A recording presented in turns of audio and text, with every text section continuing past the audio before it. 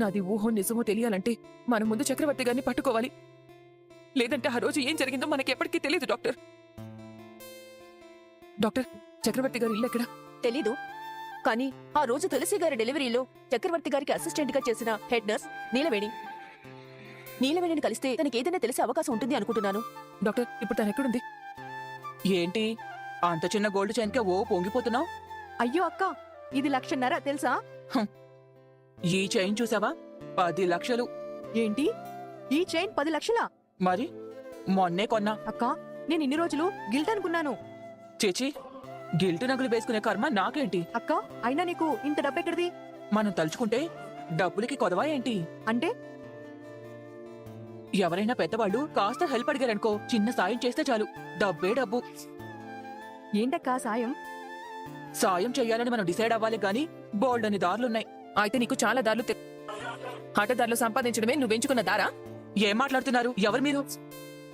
తను నీకు బాగా తెలుసు కదా నీలవేణి. మేడం, ఆవిడ నాకెలా తెలుస్తుంది? నాకు తెలీదు మేడం. నేను నీకు తెలీదా? తెలీదు. కానీ ఎవరి బిడ్డని ఎవరికిస్తే బాగా గిట్టుబాటు అవుతుందని మాత్రం నీకు తెలుసు. ఏంటండి ఏదేదో పిచ్చి పిచ్చిగా మాట్లాడుతున్నారు?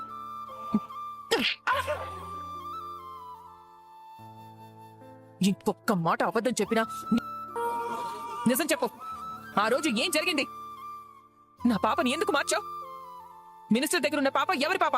చెప్పు. నిజంగా నాకేం తెలీదు మేడం. నువ్వు నిజం చెప్పడానికి మాత్రమే నోరు తెరవాలి. చెప్పు చెప్పు. కావ్య, నువ్వాగు, నేను మాట్లాడతాను. నీలవేణి, ఇది చాలా సీరియస్ మ్యాటర్.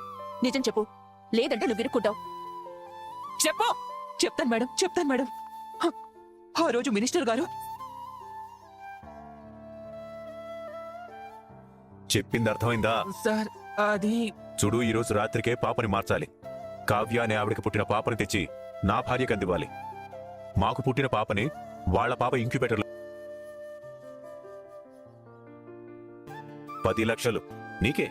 సార్, ప్రాబ్లం ఏమి కాదు కదా సార్. ప్రాబ్లం ఏం రాదు, కానీ నువ్వు ఇప్పుడు ఈ పని చేయకపోతే జీవితంలో ఇంత డబ్బు కూడా రాదు. ఆలోచించుకో, నేనున్నాను. ఫెయిల్ అవ్వకూడదు, సరేనా? అలాగే సార్. ఇందులో నా తప్పేమీ లేదు మేడం. అంతా మినిస్టర్ గారు చేయమంటేనే చేశాను. ఛీ! గడ్డి తింటావే? నా పేగు తెంచుకు పుట్టిన బిడ్డకు దూరం చేశావు. నా అమ్మతనాన్ని అమ్మేశావా? నిన్ను చంపేస్తానే, చంపేస్తాను. వదలండి మేడం, చంపేసిన మేడం. పాపం లేదు, చంపేస్తాను. కావ్య, వదలండి డాక్టర్. వదిలేయండి మేడం. చంపేస్తాను నిన్ను. ఎందుకే? ఆయన వాళ్ళ మేడం, ముందు నన్ను మేడం. పిచ్చిదాన్ని చేశావు. పిచ్చిదాన్ని చేస్తావా? మేడం. చెప్పవే, చెప్పు. అందరి ముందు. దీనివల్ల ఎన్ని రోజులు ఎంత నరక యాతన అనుభవించారు డాక్టర్. నేను ఆ తల్లికి తన బిడ్డని దూరం చేసి నాకు నా బిడ్డని కాకుండా చేసి ఏం సంపాదించింది మేడం ఇది? ప్లీజ్ కావ్య, నీ బాధ నేను అర్థం చేసుకోగలను, కానీ దీన్ని కొట్టి ప్రయోజనం ఏముంది? నిజానిజాలు బయటపడ్డాయి కదా. మినిస్టర్ దగ్గరున్న మీ పాపని ఎలా తెచ్చుకోవాలో అది ఆలోచించాలి. నా పాపని తెచ్చుకుంటాను డాక్టర్. వాళ్ళ దగ్గరున్న పాప నా కన్న బిడ్డ అని చెప్పడానికి సాక్ష్యం ఎదురుగానే ఉంది కదా. ఇంకా ఏంటో చూస్తున్నావు? పద, ఇప్పుడే నువ్వు మినిస్టర్ దగ్గరికి రావాలి. అందరి ముందు జరిగిందేంటో చెప్పాలి. నా బిడ్డ తిరిగి మళ్ళీ నా ఒడిలోకి రావాలి. పద పద. మేడం, ప్లీజ్ మేడం, మీకు దండం పెడతాను మేడం. నేను చేసింది తప్పే, కానీ దయచేసి నన్ను ఇందులోకి లాక్కండి మేడం, ప్లీజ్ మేడం. ఎవరు లాగింది? డబ్బుకు ఆశపడింది ఎవరు? సాటి ఆడదాని మాతృత్వాన్ని బేరం పెట్టింది ఎవరు? నన్నింత క్షోభకి గురి చేసింది ఎవరు? ఎవరు? తప్పయిందని ఒప్పుకోవడం కాదు, ఆ తప్పుని దిద్దుకునే అవకాశం నీకిస్తున్నాను. పద. Madam, please madam, please. వాళ్ళు పెద్దవాళ్ళు మేడం, ఏదో డబ్బుకి కక్కుర్తి పడి ఇలా చేశారు మేడం. కానీ మినిస్టర్ గారిని ఎదిరించేంత స్థాయి లేదు మేడం. ఆయనకి ఎదురుగా నిలబడేంత ధైర్యమూ లేదు. మినిస్టర్ గారిని వ్యతిరేకించిన చక్రవర్తి సార్ కనిపించకుండా పోయారు మేడం. ఇప్పుడు నేను నిజం చెప్పానని తెలిస్తే మినిస్టర్ నన్ను బతకనివ్వడు మేడం. అలా అని నిన్ను కాపాడి నా బిడ్డను వదిలేసుకోమంటావా? నాకిద్దరు పిల్లలున్నారు మేడం, చిన్నవాళ్ళు. వాళ్ళకి నేను తప్ప ఎవ్వరూ లేరు మేడం. నన్ను క్షమించి వదిలేయండి మేడం. మీకు నిజం చెప్పగలను, కానీ మినిస్టర్ ముందుకు వచ్చి సాక్ష్యం చెప్పలేను మేడం. నా బిడ్డలు అనాథలు అవుతారు మేడం, ప్లీజ్ మేడం. కావ్య, తను చేసింది దుర్మార్గమే, కానీ తను చెప్పిన దాంట్లో నిజం ఉంది కదా. ఇప్పుడేం చేద్దాం కావ్య? అదే ఆలోచిస్తున్నాను మేడం. తల్లికి బిడ్డ దూరం అయితే ఆ బాధ ఏంటో దీనికి తెలీదు. కానీ బిడ్డకి తల్లి దూరం అయితే ఆ బాధ ఎలా ఉంటుందో నాకు తెలుసు. పో, వెళ్ళిక్కడి నుంచి. Thanks madam. కావ్య, ఉన్నది నీలవేణి సాక్ష్యం ఒక్కటే. కానీ ఇప్పుడు నీలవేణి రాదు. ఇప్పుడు ఏ ప్రూఫ్ లేకుండా మినిస్టర్ డాక్టర్, హాస్పిటల్లో పుట్టిన ప్రతి బిడ్డకి ఎక్కడెక్కడ పుట్టి మచ్చలు ఉన్నాయో నోట్ చేస్తారు కదా. అవును, ఆ రోజు పుట్టిన పాపల లిస్ట్ ఇవ్వగలరా? కానీ దానివల్ల ఏం ఉపయోగం? నా పాపకి అరచేతిలో పుట్టుమచ్చ ఉంది మేడం. ఆ పుట్టుమచ్చని వాళ్ళెవరుగా? పాప ఏడోకమ్మా, ఇలా ఇవ్వు. రే రాజ్, ఏంట్రా ఇదంతా? నువ్వు కోపడుతూ ఇలా మౌనంగా ఉంటే కావ్య వస్తుందా? పాప ఏడు పాపిస్తుందా? ఏం చేయను? కోపంగా చెప్పాను తను భ్రమలో ఉందని. బాధపడుతూ చెప్పాను అనుమానాన్ని వదిలేమని. బ్రతిమాలి చెప్పాను అపోహ నుండి బయటికి రమ్మని. పాపని హక్కున చేర్చుకోమని చెప్పాను. అన్నీ విన్నట్టే అనిపిస్తుంది. పాప మీద ప్రేమ చూపించినట్టే కనపడుతుంది. కానీ తన మతం తనదే అనిపిస్తుంది. ఇంకేం చేయను నాన్న, ఇంకేం చేయను. ఒరే, ఒకసారి కావ్యకి ఫోన్ చేయరా, చాలాసేపు అయింది కదా. నువ్వు ఫోన్ చేస్తే ఎక్కడున్నా వచ్చేస్తుంది. అయినా తనకి అనుమానం ఉండొచ్చు, అదే నిజం అనుకోవచ్చు. తల్లి మమకారం నిలవని. ఊరుకోమ్మా, నా బుజ్జి తల్లి కదూ. ఎంత ఆడించినా పాప ఊరుకోవడం లేదురా. అంతలా ఏడిస్తే మంచిది కాదు. ఒకసారి కావ్యకి ఫోన్ చేయి. ఏమండి, మీరన్నా ఫోన్ చేయండి. ఇందాక ఫోన్ చేశానా పన్నా, లిఫ్ట్ చేయట్లేదు. ఒరే మనవడా, అది వచ్చాక ఎలాగోలాగా సర్ది చెప్పుకోవచ్చు. ఇప్పుడు నువ్వు కోపంగా ఉండి ఫోన్ చేయకపోతే ప్రయోజనం ఏంట్రా? రేయ్, నువ్వు ఫోన్ చేస్తే కావ్య ఫోన్ లిఫ్ట్ చేస్తుందిరా. వెంటనే కావ్య వచ్చేస్తుందిరా. చేయరా. ఇంతసేపు అయింది, ఎక్కడికెళ్ళినా ఏం చేసినా కనీసం పాప మీద ధ్యాస లేకపోవడమేంటి? పసిబిడ్డను వదిలేసి ఇలా దారి తెను లేకుండా తిరగడమేంటి?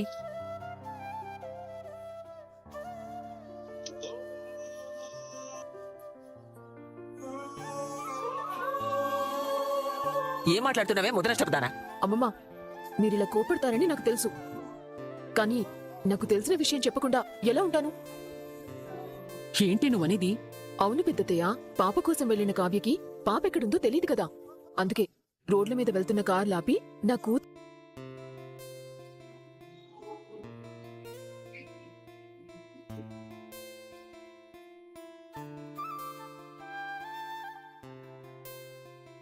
కావ్య ప్రవర్తన కొద్దిగా ఏదోలా అనిపిస్తుంది.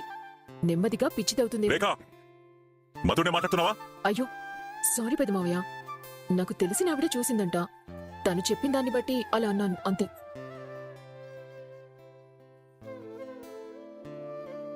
మీరే ఒకసారి ఆలోచించండి.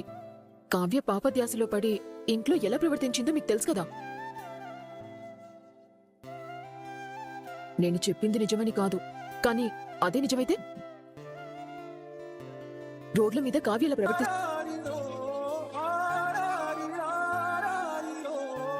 అత్తయ్య, నా వల్ల కావట్లేదు అత్తయ్య. ఇలాగే పోతే నా కోడలికి ఏమవుతుందోనని భయంగా ఉందత్తయ్య. అపర్ణ, ఏం కాదు, ఊరుకో. ఒరే రాజ్, ఏదో ఒకటి చెయ్యరా. ఇది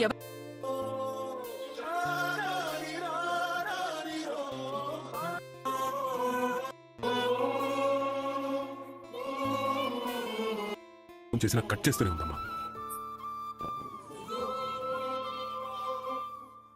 ఇది ఎక్కడికి వెళ్ళినట్టు?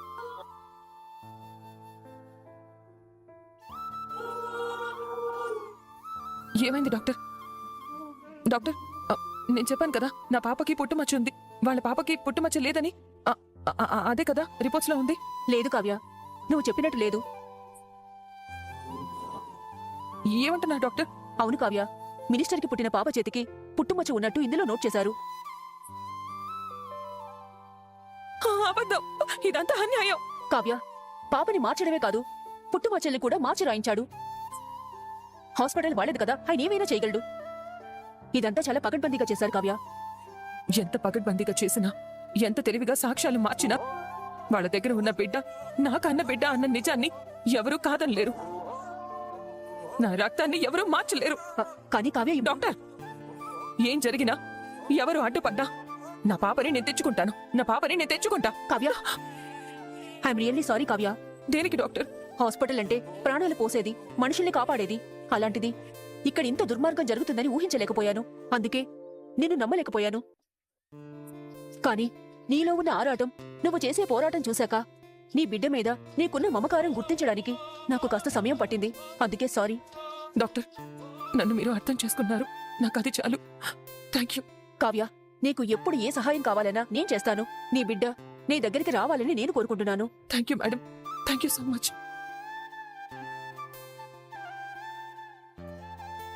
ఏంట్రా ఇదంతా? ఎందుకురా కావ్య ఇలా చేస్తోంది? తన గురించి తెలిసిందే కదమ్మా. ఏదైనా అనుకుంటే, దేనైనా నమ్మితే గుడ్డిగా వెళ్ళిపోతుంది. తను చేసేది చేయబోయేది ఎవ్వరికీ చెప్పదు. కానీ ఇలా ఎన్ని రోజులురా? ఒంటరిగా అది ఎక్కడికని వెళ్తుంది? ఏం సాధిస్తుంది? అదే కదా నానమ్మా నా భయం కూడా. నేనేదో కళావతి నమ్మట్లేదని నన్ను శత్రువులానే చూస్తుంది. నేను తనని కాదంటున్నానని నాకు చెప్పడం మానేసింది.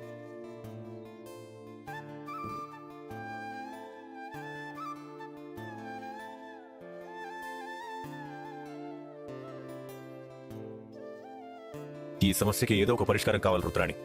ఇలా ప్రతిసారి ఎవరికో భయపడుతూ నా పాపతో నేను ఆనందంగా ఉండలేను. మినిస్టర్ గారు, మీరు అవతల వాళ్ళని ఎక్కువ అంచనా వేస్తున్నారు. అందుకే భయం మీ చుట్టూ తిరుగుతుంది. ఒక్కసారి మనం పాపను మార్చమన్న విషయాన్ని మైండ్లోంచి తీసేయండి. కావ్య అన్న పేరు మీరెప్పుడు వినలేదని ఫిక్స్ అవ్వండి. చాలా హ్యాపీగా ఉంటారు. చెప్పినంత తేలిక కదా అలా చేయటం. గుళ్ళోకి కావ్య వస్తుందని ఊహించామా? వచ్చేసింది కదా. గుడి వరకే కదా వచ్చింది, మీ ఇంటి దాకా రాలేదు కదా. ఆగండి. ఎక్కడికి? మినిస్టర్ గారిని కలవాలి. పర్మిషన్ ఉందా? లేదు. వెళ్ళడం కుదరదు మేడం. మినిస్టర్ గారు, అది ఇంటి దాకా వచ్చేసింది. అదేంటి నేరుగా ఇంటికొచ్చేసింది? గుళ్ళో చూసింది, బిడ్డని హత్తుకుంది. అది మామూలు ఆడది కాదు రుద్రాణి. మీరు స్టేబుల్ గా ఉండండి సార్. అది నన్ను చూడకూడదు. నేను సైడ్ అయిపోతాను. మీరు స్ట్రాంగ్ గా హ్యాండిల్ చేయండి. హ్మ్.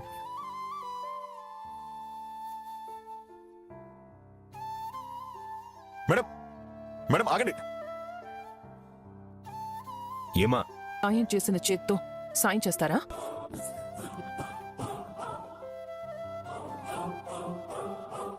ఏమంటున్నావమ్మా? ఏమీ తెలియనట్టు, ఏమీ చెయ్యనట్టు నాటకాలు ఆడద్దు. నాటకాలేంటి? ఏమంటున్నావమ్మా? నువ్వు సాయం అడిగావు, చేస్తానన్నాను. పిఏ లేడని చెప్తున్నాను కదా. నాకు పిఏలతో పని లేదు, నీతోనే పని. ఎందుకంటే నా బిడ్డని మార్చింది, నాకు నా పాపని దూరం చేసింది పిఏ కాదు, నువ్వు.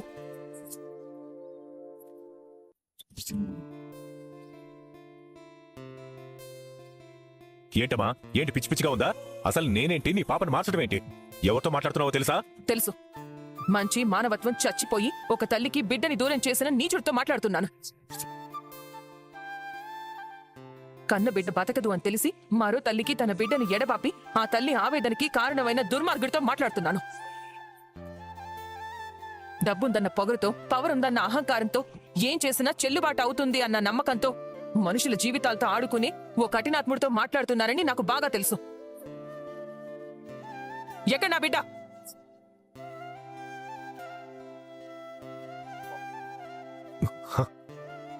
ఏ బిడ్డ? ఎవరి బిడ్డ? నోరుంది కదా, నోటుకొచ్చినట్టు మాట్లాడద్దు. నీ బిడ్డ నీకు దూరం అయితే సాయం అడగాలి, అంతేగాని ఇలా నా మీద నిందలేస్తే నీకే నష్టం. చూడమ్మా, చాలా సున్నితంగా చెప్తున్నాను. ఆడదానివని ఏమీ అనలేకపోతున్నాను. బిడ్డలేదన్న టెన్షన్లో ఉన్నట్టున్నావు. వెళ్ళు. నాలాంటి పెద్ద మనిషి మీద అనుమానపడకూడదు. ఓ ఏంటి అనుమానమా? నాది అనుమానం కాదు, పచ్చి నిజం. చూడండి, ఈ రిపోర్ట్కి ఏం సమాధానం చెప్తారు? హాస్పిటల్లో రిపోర్ట్స్ ఎలా మారాయి? ఆరోగ్యంగా పుట్టిన నా బిడ్డకి ఎలా వచ్చింది? చెప్పు, ఎలా వచ్చింది? ఓ తెలిసిపోయిందన్నమాట. మొత్తానికి నేను హాస్పిటల్లో అంత పకడ్బందీగా మార్చేసిన రిపోర్ట్స్ను కూడా పట్టుకున్నావు అంటే నువ్వు చాలా దూరం వచ్చేశావు. ఈ రిపోర్ట్స్ అక్కర్లేదు, నా చూపు చాలు. చివరి ప్రయత్నంగా ఈరోజు హాస్పిటల్కి వెళ్ళాను. నీ బిడ్డని నేనే మార్చాను. మన కూతుర్ని వాళ్ళు తీసుకెళ్లిపోయారండి. అసలు ఏది నిజమో ఏది అబద్ధమో నేను